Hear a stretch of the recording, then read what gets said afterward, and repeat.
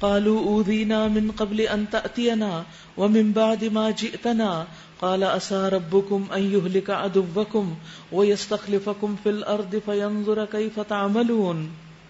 اس کی قوم کے لوگوں نے کہا تیرے آنے سے پہلے بھی ہم ستائے جاتے تھے اے موسیٰ، جب تو نہیں آیا تھا تب بھی ہم مشکلوں میں تھے، اور اب تیرے آنے پر بھی ستائے جا رہے ہیں، ہمارا حال تو نہ بدلا. یہ بے صبری ہوتی کہ انسان مدد آنے میں دیر ہونے پر بے قرار ہو اٹھے اور شکایتوں پر اتر آئے، کمپلینٹس کرنے لگے.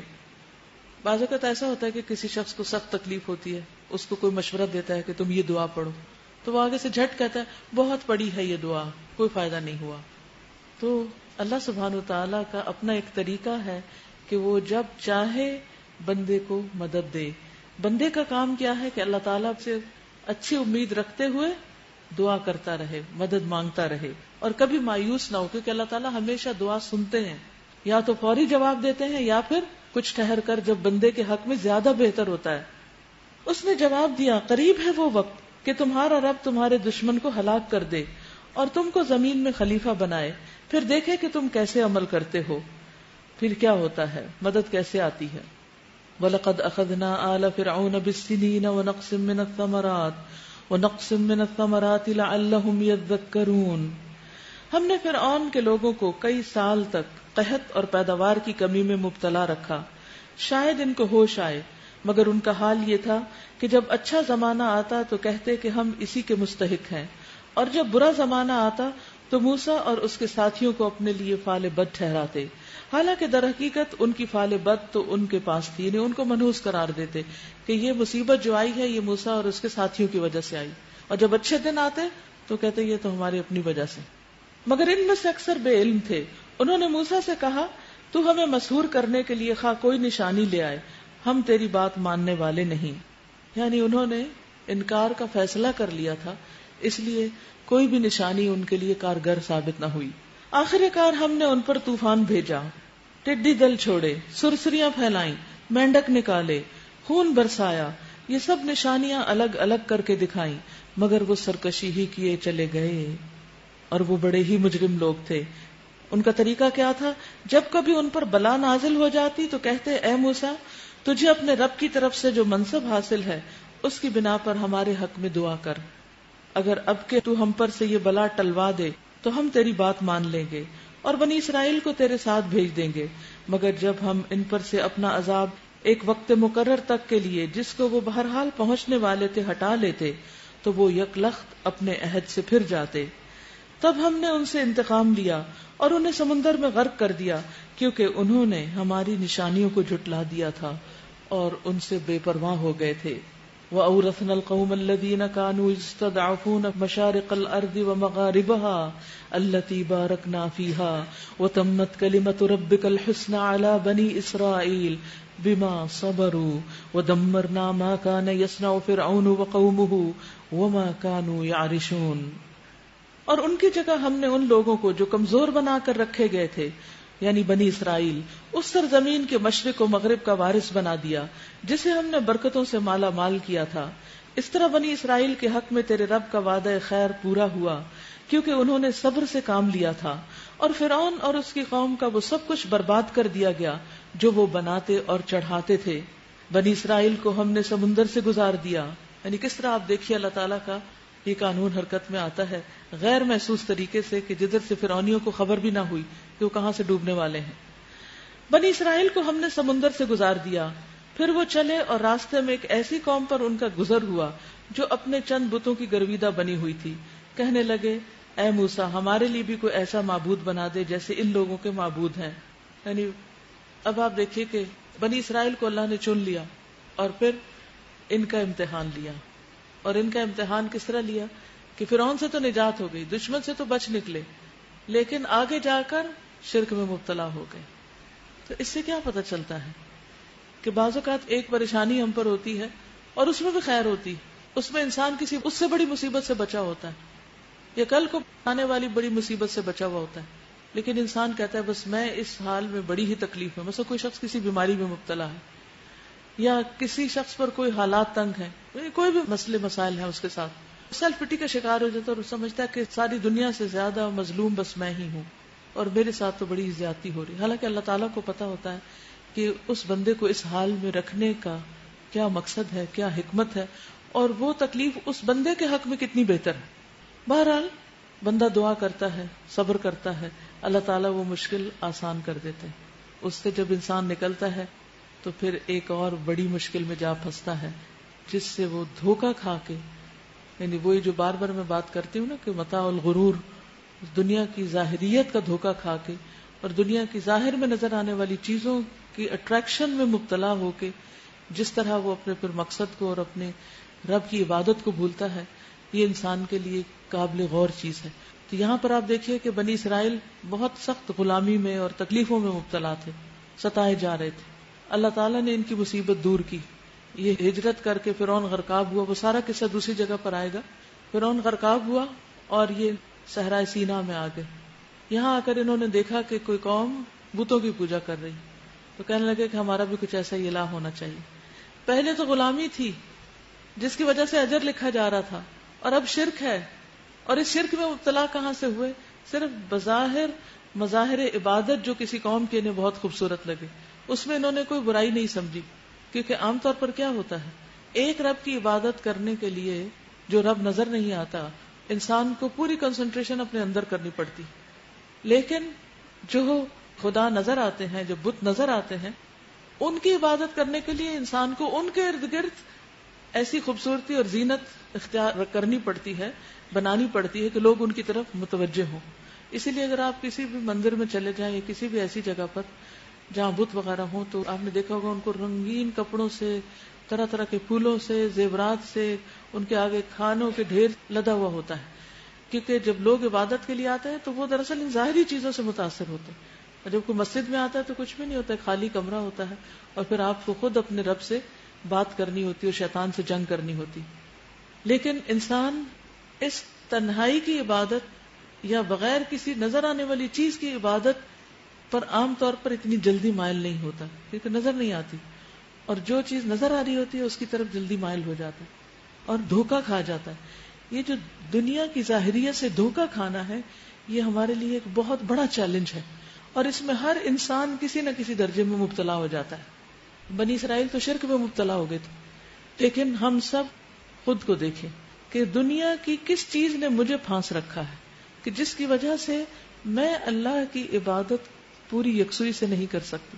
نماز ہمارے لیے ایک بہت زبردست معیار ہے, کرائیٹیریا ہے, جس میں ہم اپنا جائزہ لے سکتے ہیں.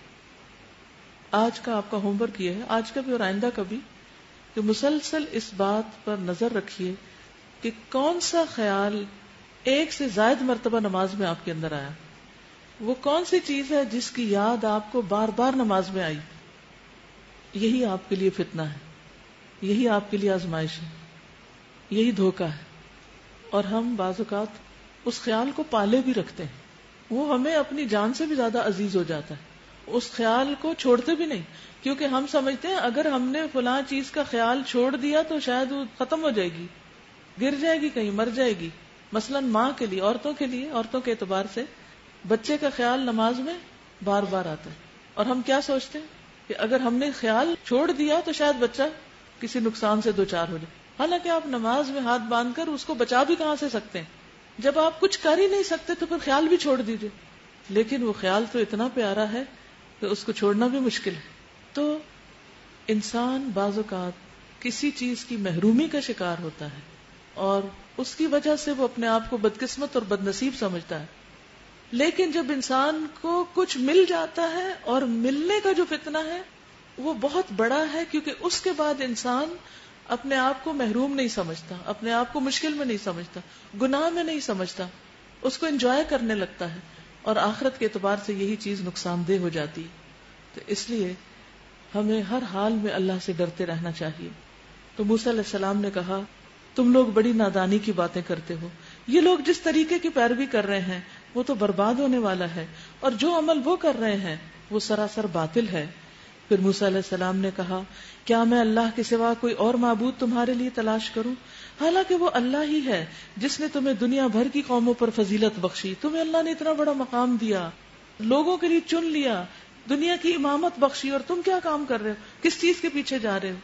تو حقیقت یہ ہے کہ انسان کی جو خواہشات ہیں وہ اس کو لے ڈوبتی ہیں اور وہ اسے آسمان سے زمین پر گراتی ہیں، اللہ کی نگاہوں میں بھی اور بندوں کی نگاہوں میں بھی. اس لیے اپنی خواہشات پر نظر رکھیے کہ آپ کس خواہش میں مبتلا ہیں، کس چیز کو حاصل کرنے کی، اور اگر وہ چیز آپ کو حاصل ہو جاتی ہے تو آپ کے لیے آپ کی آخرت میں کتنی فائدہ مند ہوگی، اور اگر حاصل نہیں ہوتی تو آپ کی دنیا کا کیا نقصان ہو جائے گا.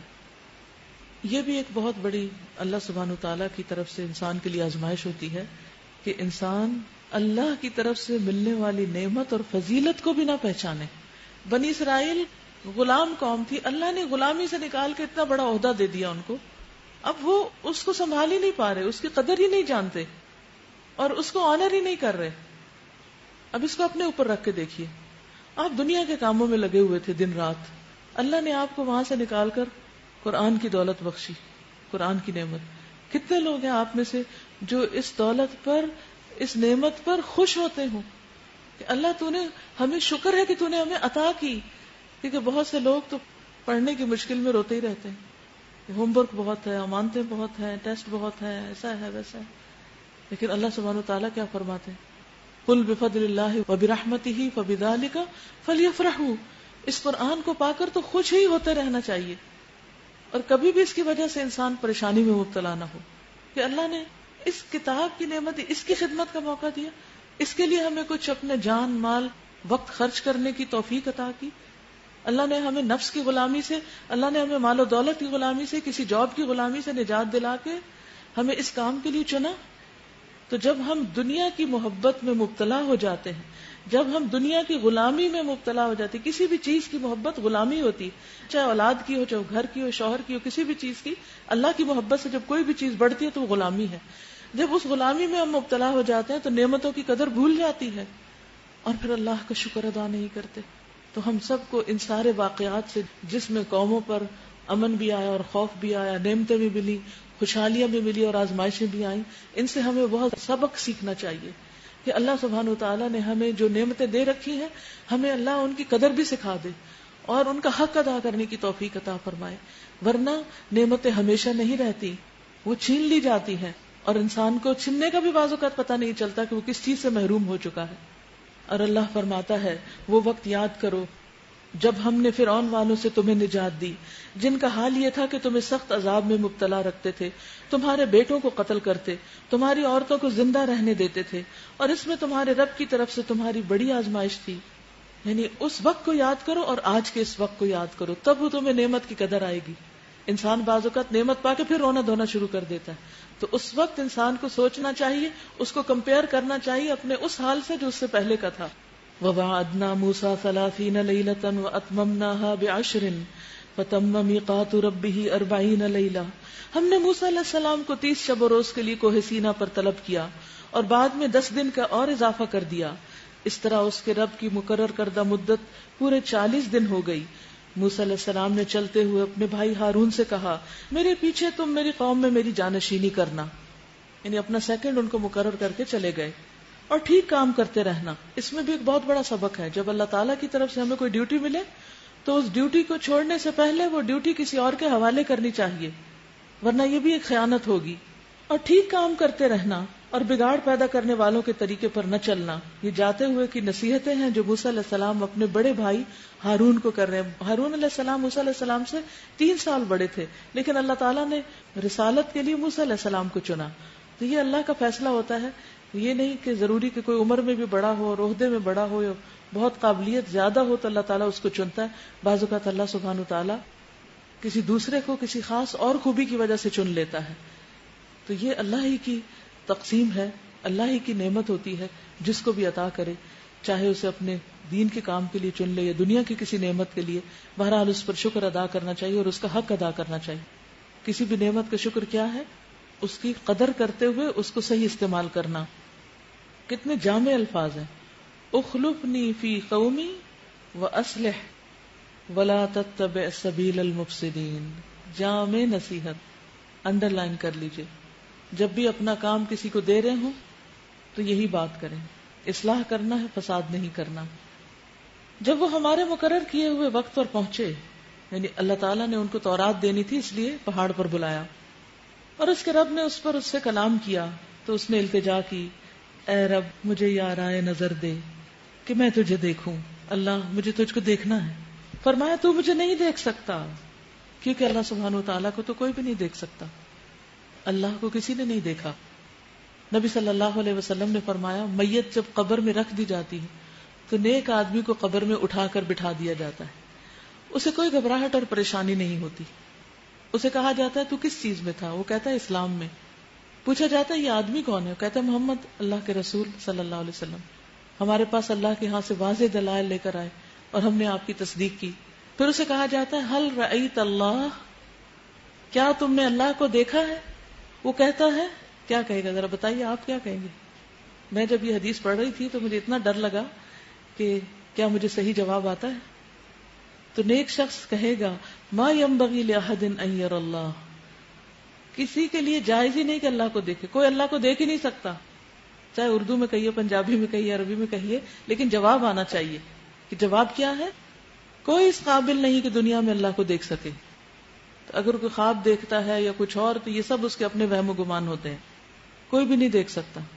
تب اس کے لیے جہنم کی طرف ایک دریچہ کھولا جاتا ہے، وہ دیکھتا ہے کہ آگ آگ کو توڑ پھوڑ رہی ہے، اسے کہا جاتا ہے دیکھ اللہ نے تجھے کس چیز سے بچا لیا۔ صحیح علم کی قدر کیا کریں جو خالص دو چشموں سے آتا ہے، قرآن اور سنت کے، لوگوں کی باتیں اور فلسفے نہیں۔ پھر اس کے لیے جنت کی طرف دریچہ کھولا جاتا ہے، ایک ونڈو کھولی جاتی اور وہ اس کی آب و تاب اور نعمتیں دیکھتا ہے، اسے کہا جاتا ہے یہ تیرا ٹھکانہ ہے، اور اسے کہا جاتا ہے یقین پر تو تھا، اسی پر تیری وفات ہوئی، اسی پر تو اٹھایا جائے گا۔ تو ہمیں بھی آخرت کے بارے میں، قبر کے سوالوں جوابوں کے بارے میں پورا یقین ہونا چاہیے۔ اور یقین کس سے آتا ہے؟ علم سے آتا ہے، سنی سنائی باتوں سے نہیں آتا کہ ہاں وہ کوئی کہہ رہا تھا میں نے سنا، اس نے یہ بتایا، وہ کسی اور کو سنا کچھ اور بتا رہے تھے، اب میں تو کنفیوژن میں ہو گئی ہوں اور اب چھوڑو دین کی باتیں، یہ کسی مجلس میں جانے کی ضرورت نہیں ہے، کچھ کتاب پڑھنے کی نہیں۔ آپ سوچ سمجھ کے جائیں، جہاں بھی جائیں پہلے آپ معلوم کریں کہ جو آپ کو پڑھا سکھا رہا ہے اس کا سورس آف نالج کیا ہے، کہاں سے دلیل لا کے دیتا ہے، اپنے دل کی، اپنی من گڑت، اپنی خواہشات کی، یا اپنے ہی خیالات کی، یا پھر قرآن اور سنت سے دلائل لاتا ہے۔ تو جو بھی شخص قرآن اور سنت سے دلائل لائے اور صحیح اس کا مطلب نکالے، اسی کی بات ماننی چاہیے۔ تو یہاں پر آپ دیکھیے اس حدیث کی اگر میں وضاحت نہ بھی کروں تو اس میں آپ کو سمجھنے میں کوئی مشکل ہے؟ کچھ بھی مشکل نہیں۔ اس کی اگر کوئی تعویل کرے تو کہہ سکتا ہاں یوں نہیں دیکھا جا سکتا تو یوں دیکھا جا سکتا، کسی طرح بھی نہیں دیکھا جا سکتا۔ تو بہرحال موسیٰ علیہ السلام کو اللہ سبحانہ وتعالیٰ نے اپنا آپ نہیں دکھایا۔ اسی طرح نبی صلی اللہ علیہ وسلم جب معراج پر تشریف لے گئے تو پردے کے پیچھے سے بات ہوئی تھی، آپ نے اللہ تعالیٰ کو نہیں دیکھا تھا۔ یہ ایک انعام ہے جو اللہ سبحانہ وتعالیٰ قیامت کے دن اپنے نیک بندوں کو دے گا، انہیں اپنا آپ دکھائے گا، اپنا دیدار کروائے گا۔ فرمایا تو مجھے نہیں دیکھ سکتا، ہاں ذرا سامنے کے پہاڑ کی طرف دیکھ، اگر وہ اپنی جگہ قائم رہ جائے تو البتہ تو مجھے دیکھ سکے گا۔ تو انہوں نے پہاڑ کی طرف دیکھا کہ اچھا چلو دیکھ لیتا ہوں۔ چنانچہ اس کے رب نے جب پہاڑ پر تجلی کی تو اسے ریزہ ریزہ کر دیا اور موسیٰ غش کھا کے گر پڑے۔ جب ہوش آیا تو بولے پاک ہے تیری ذات، سبحانک تبت الیک وانا اول المؤمنین، میں تیرے حضور توبہ کرتا ہوں اور سب سے پہلا ایمان لانے والا میں ہوں۔ حدیث میں آتا ہے کہ چھنگلیا کے ایک کنارے کے برابر، چھنگلیا کون سی ہوتی؟ یہ چھوٹی انگلی جو، اس کے کنارے کے برابر تجلی ظاہر ہوئی تھی اور پہاڑ زمین میں دھس گیا تھا۔ اللہ سبحانہ تعالیٰ کو دیکھنا تو بہت دور کی بات ہے۔ پھر فرمایا اے موسیٰ میں نے تمام لوگوں پر ترجیح دے کر تجھے منتخب کیا ہے، استفیتک علی الناس برسالاتی۔ پہلی دفعہ کب ہم کلامی ہوئی تھی؟ جب آپ مصر سے واپس آ رہے تھے، اور یہ دوسری ہم کلامی ہے۔ میری پیغمبری دے کر اور مجھ سے ہم کلام ہو کر، بس میں جو کچھ تجھے دوں اسے لے لے اور شکر بجا لا، کم من الشاکرین۔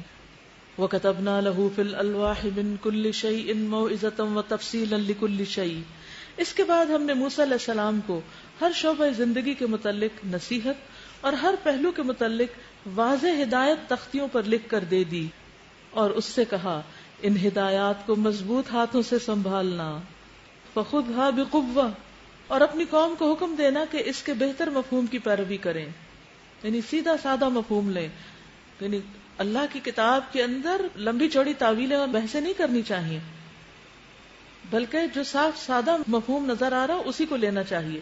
ان قریب میں تمہیں فاسقوں کے گھر دکھاؤں گا، یعنی آثار قدیمہ کے نشانات دکھاؤں گا. میں اپنی نشانیوں سے ان لوگوں کی نگاہیں پھیر دوں گا جو بغیر کسی حق کے زمین میں بڑے بنتے ہیں. یعنی متکبرین کو میں اپنی ہدایت سے نہیں نوازوں گا، خواہ وہ کوئی نشانی دیکھ لیں کبھی اس پر ایمان نہ لائیں گے. اگر سیدھا راستہ ان کے سامنے آئے تو اسے اختیار نہ کریں گے، اگر ٹیڑھا نظر آئے تو اس پر چل پڑیں گے، اس لیے کہ انہوں نے ہماری نشانیوں کو جھٹلایا اور ان سے بے پرواہی کرتے رہے. ہماری نشانیوں کو جس کسی نے جھٹلایا اور آخرت کی پیشی کا انکار کیا اس کے سارے اعمال ضائع ہو گئے.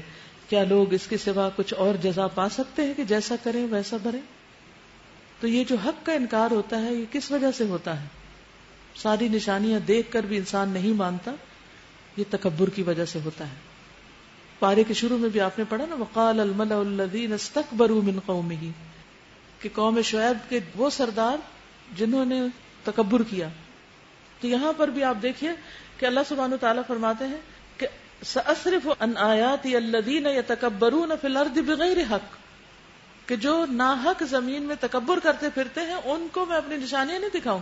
نشانیاں تو ہوں گی، انہیں نظر نہیں آئے گی، کیونکہ حدیث میں آتا ہے کہ تکبر تو یہ ہے کہ انسان حق بات کو قبول نہ کرے، اور جس چیز کو انسان ایک دفعہ سوچ کے انکار کر دیتا ہے پھر اس کو ماننا اس کے لیے بہت مشکل ہوتا ہے.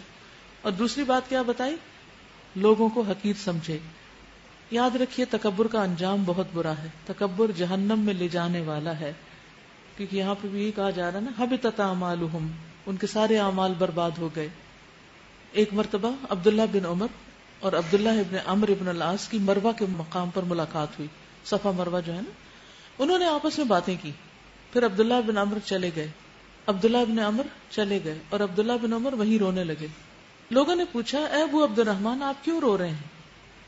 تو کہنے لگے عبداللہ ابن عمر نے مجھ سے ایک حدیث بیان کی، انہوں نے رسول اللہ صلی اللہ علیہ وسلم کو فرماتے ہوئے سنا کہ وہ شخص جنت میں داخل نہ ہوگا جس کے دل میں رائی کے دانے برابر بھی تکبر ہوگا، اسے چہرے کے بل جہنم میں اوندھا کر کے ڈال دیا جائے گا. اور تکبر کیا ہوتا ہے؟ حق بات کا انکار اور لوگوں کو حقیر سمجھنا. تو حق کا انکار جو ہے یہ انسان کو بہت دور لے جاتا ہے. تو قرآن مجید کیا سوچ کر کھولا کرے کہ یہ حق ہے، یہ سچ ہے. کیا سوچ کے پڑھا کرے کہ یہ حق ہے، اس میں جو کچھ بتایا گیا وہ بالکل سچ ہے اور میں اس پر ایمان لائی، میں نے اس کی ساری تعلیمات کو قبول کیا. وَاتَّخَذَ قَوْمُ مُوسَى مِن بَعْدِهِ مِنْ حُلِيِّهِمْ عِجْلًا جَسَدًا لَهُ خُوَارٌ. موسیٰ علیہ السلام کے پیچھے اس کی قوم کے لوگوں نے اپنے زیوروں سے ایک بچڑے کا پتلا بنا لیا جس میں سے بیل کی سی آواز نکلتی تھی. کیا انہیں نظر نہیں آتا تھا کہ نہ وہ ان سے بولتا ہے نہ کسی معاملے میں ان کی رہنمائی کرتا ہے؟ یعنی اگر الہ تھا تو پھر اسے کچھ ہدایت دینے کا کام بھی کرنا چاہیے تھا، مگر پھر بھی انہوں نے اسے معبود بنا لیا اور وہ سخت ظالم تھے. پھر جب ان کی فریب خوردگی کا طلسم ٹوٹ گیا اور انہوں نے دیکھ لیا کہ در حقیقت وہ گمراہ ہو گئے ہیں تو کہنے لگے اگر ہمارے رب نے ہم پر رحم نہ فرمایا اور ہم سے درگزر نہ کیا تو ہم برباد ہو جائیں گے. لَئِن لَّمْ يَرْحَمْنَا رَبُّنَا وَيَغْفِرْ لَنَا لَنَكُونَنَّ مِنَ الْخَاسِرِينَ. ادھر سے موسیٰ علیہ السلام غصے اور رنج میں بھرے ہوئے اپنی قوم کی طرف پلٹے. آتے ہی اس نے کہا بہت بری جانشینی کی تم لوگوں نے میرے بعد، کیا تم سے اتنا صبر نہ ہوا کہ اپنے رب کے حکم کا انتظار کر لیتے؟ اور تختیاں پھینک دی. یاد ہے کیا تلقین کی گئی تھی حضرت موسیٰ کو؟ خُذْهَا بِقُوَّةٍ. پہلے سے ہی تلقین کی جا رہی ہے، لیکن انسان جب غصے میں آتا ہے تو بعض اوقات بڑی بڑی نصیحتیں اور ہدایات بالکل بھول جاتا ہے. لیکن غصہ بہت بجا تھا ان کا، اپنی ذات کے لیے غصہ نہیں تھا، شرک کی وجہ سے غصہ تھا. آتے ہی اس نے کہا بہت بری جانشینی کی تم لوگوں نے میرے بعد، کیا تم سے اتنا صبر نہ ہوا کہ اپنے رب کے حکم کا انتظار کر لیتے؟ اور تختیاں پھینک دی اور اپنے بھائی ہارون کے سر کے بال پکڑ کر اسے کھینچا. ہارون نے کہا اے میری ماں کے بیٹے، ان لوگوں نے مجھے دبا لیا اور قریب تھا کہ مجھے مار ڈالتے، میں انہیں کیسے نصیحت کرتا؟ یہ تو میرے اوپر غالب آ گئے تھے. بس تو دشمنوں کو مجھ پر ہنسنے کا موقع نہ دے اور اس ظالم گروہ کے ساتھ مجھے شامل نہ کر. جب بھی کبھی آپ دشمنوں کے ہاتھوں یا کسی انسان کے ہاتھوں مغلوب ہونے لگے تو یہ دعا پڑھا کریں اللہم انی اعوذ بک من جہد البلاء ودرک الشقاء وسوء القضاء وشماتۃ الاعداء. اے اللہ میں تیری پناہ چاہتا ہوں سخت مشقت سے، بد نصیبی کے پانے سے، بری تقدیر سے اور دشمنوں کے خوش ہونے سے. اب آپ دیکھیے کہ غصہ آیا اور فوراً چلا گیا، ان کی بات سنی اور فوراً بات بدل لی، یعنی کتنی اچھی بات سے بدل لی بات. قال رب اغفر لی واخی وادخلنا فی رحمتک وانت ارحم الراحمین. تب موسیٰ نے کہا اے رب مجھے اور میرے بھائی کو معاف کر دے. یہ ہوتا ہے بندہ مومن، اس کا غصہ لمبا نہیں ہوتا. ناجائز چیز پر غصہ آنا ایمان کی علامت ہے، اس پر ایکشن لینا ایمان کی علامت ہے حدود کے اندر رہتے ہوئے. لیکن اس غصے کے بعد اسے دل میں گرج پال لینا اور ہر بات کو اس چیز سے منسوب کر دینا، یہ ایمان کے منافی ہے. ایسا نہیں کرنا چاہیے. موسیٰ علیہ السلام کا طریقہ کیا بتاتا ہے کہ فوراً ہی وہ واپس پلٹ آئے، غصہ چھوڑ دیا اور دعائیں کرنے لگے. جواب میں ارشاد ہوا جن لوگوں نے بچڑے کو معبود بنایا وہ ضرور اپنے رب کے غضب میں گرفتار ہو کر رہیں گے اور دنیا کی زندگی میں ذلیل ہوں گے. جھوٹ گھڑنے والوں کو ہم ایسی ہی سزا دیتے ہیں. اور جو لوگ برے عمل کریں پھر توبہ کر لیں اور ایمان لائیں تو یقیناً اس توبہ اور ایمان کے بعد تیرا رب درگزر اور رحم فرمانے والا ہے. بڑے سے بڑا گناہ توبہ اور بخشش مانگنے سے معاف ہو جاتا ہے. پھر جب موسیٰ علیہ السلام کا غصہ ٹھنڈا ہوا تو اس نے وہ تختیاں اٹھا لی جن کی تحریر میں ہدایت اور رحمت تھی. آپ یہ دیکھیں نا کہ کوئی انا نہیں، کوئی تکبر نہیں، خود ہی چیز پھینکی تو خود ہی اٹھا لی. کیونکہ جب ہم غصے میں کوئی چیز توڑ ڈالتے ہیں یا پھینک دیتے ہیں تو پھر پلٹ کے اس کے پاس نہیں جاتے. غصے کے بعد پھر وہ تکبر کی سٹیٹ آ جاتی ہے نا، تو وہ نقصان دہ ہوتی، انا کی سٹیٹ. تو اس انا سے باہر نکلنا چاہیے. تو اس میں رحمت تھی ان لوگوں کے لیے جو اپنے رب سے ڈرتے ہیں، اور اس نے اپنی قوم کے 70 آدمیوں کو منتخب کیا تاکہ وہ اس کے ساتھ ہمارے مقرر کیے ہوئے وقت پر حاضر ہوں. یہ معافی مانگنے کے لیے جا رہے تھے، اور یہ بھی کہا جاتا ہے کہ انہوں نے مطالبہ کیا تھا کہ آپ اللہ تعالیٰ سے بات کر کے آئے ہیں، ہمیں بھی وہاں جانا ہے. تو موسیٰ علیہ السلام نے اپنی قوم کے 70 لوگوں کو سلیکٹ کر لیا کیونکہ سارے تو نہیں جا سکتے تھے. تو جب یہ وہاں پہنچے تو جب ان لوگوں کو ایک سخت زلزلے نے آ پکڑا تو موسیٰ نے عرض کیا اے میری سرکار، آپ چاہتے تو پہلے ہی ان کو اور مجھے ہلاک کر سکتے تھے. کیا آپ اس قصور میں جو ہم میں سے چند نادانوں نے کیا ہے سب کو ہلاک کر دیں گے؟ یہ تو آپ کی ڈالی ہوئی ایک آزمائش تھی جس کے ذریعے آپ جسے چاہتے ہیں گمراہی میں مبتلا کر دیتے ہیں اور جسے چاہتے ہیں ہدایت بخش دیتے ہیں. تو یاد رکھیے کہ انسان کے لیے جو آزمائشیں ہوتی ہیں بڑا نازک وقت ہوتا ہے. آزمائشوں کے ذریعے انسان کے درجات بلند بھی ہو سکتے ہیں اور بہت گر بھی سکتے ہیں. انسان گمراہی کی طرف بھی جا سکتا ہے. اصل میں اللہ سبحانہ وتعالی ہر انسان کو وقتاً فوقتاً ٹیسٹ کرتا رہتا ہے. اور آپ اپنی زندگی میں بھی غور کریں گے کہ ہمیشہ اسموتھ رائڈ نہیں رہتی، ہر تھوڑے دن کے بعد کوئی نہ کوئی امتحان آ جاتا ہے. تو ایسی صورت میں انسان کو سنبھل جانا چاہیے. آزمائش کے وقت بہت چوکنا ہو جانا چاہیے، محتاط ہو جانا چاہیے کہ میرے منہ سے، میری زبان سے، میری حرکتوں سے کوئی ایسی چیز نہ صادر ہو جائے کہ جو اللہ تعالیٰ کو ناراض کر دے، کیونکہ وہ بہت پھسلن کا وقت ہوتا ہے. یا انسان بہت بلند درجے پا لیتے، یعنی ایک آزمائش بعض اوقات انسان سے سالوں کی نیکیوں کے مقابلے میں زیادہ بڑا درجہ دینے کا سبب بن جاتی، اور وہی ایک آزمائش انسان کی زندگی بھر کی نیکیوں کو ضائع کرنے کا سبب بن جاتی. اس لیے کبھی بیمار ہو، کوئی چوٹ لگ جائے، کوئی حادثہ پیش آ جائے، کسی کی طرف سے کوئی بات سننے کو مل جائے، اس وقت فوراً سنبھل جائیں، زیادہ سے زیادہ اللہ کو یاد کرنے لگے، دعا کرنے لگے کہ اللہ تعالیٰ آنے والی مصیبت تو آ گئی لیکن اب تو میرے ایمان کو سلامت رکھنا، میرے سے کوئی ایسی حرکت سرزد نہ ہو کہ میرا ایمان ختم ہو یا میں تجھ سے ناراض ہوں اور سارا اجر مارا جائے. کیونکہ آپ دیکھیے انسان ایک ایک دن محنت مزدوری کر کے اپنی آخرت کے لیے کمائی کر رہا ہے. ہم سب روز ٹوٹی پھوٹی کوششیں عبادتیں کرتے ہیں اور پھر ہمارے ٹیسٹ ہے نا، ایک کے بعد ایک ٹیسٹ ہے، ایک کے بعد ایک ٹیسٹ اور ایک کے بعد ایک پھسلن کہ اب کیا کرتے ہیں اور اب کیا کرتے ہیں. اس لیے نعمتوں میں بھی انسان کو محتاط رہنا چاہیے لیکن آزمائشوں میں تو اور زیادہ محتاط رہنا چاہیے، کیونکہ اس وقت انسان اپنا حق سمجھ لیتا ہے کہ میں جو چاہوں بولوں، میں جیسے چاہوں بگڑ جاؤں، میں ایک نیکی کا کام کر رہا ہوں اور میں چھوڑ دوں اس کو. اسی لیے آپ نے دیکھا ہوگا کہ کچھ لوگ بڑے جوش و خروش سے نیکی کا کام کرنے کے لیے نکلتے ہیں لیکن جو ہی پہلا ٹیسٹ آتا ہے وہیں فیل ہو جاتے ہیں. اور جہاں کھڑے تھے اس سے بھی پیچھے لڑک جاتے ہیں. ہم میں سے ہر شخص چاہتا ہے نا کہ ہم بڑے بڑے نیکی کے کام کریں، لیکن کتنے لوگوں کو استقامت نصیب ہوتی؟ صرف اس کو جو اس امتحان کے موقع پر اللہ سے مدد مانگتے ہوئے ثابت قدم رہے، تو اللہ تعالیٰ انہیں پہلے سے بھی بلند درجے عطا کرتا ہے. انت ولینا فاغفر لنا وارحمنا وانت خیر الغافرین. ہمارے سرپرست تو آپ ہی ہیں، بس ہمیں معاف کر دیجئے اور ہم پر رحم فرمائیے، آپ سب سے بڑھ کر معاف فرمانے والے ہیں.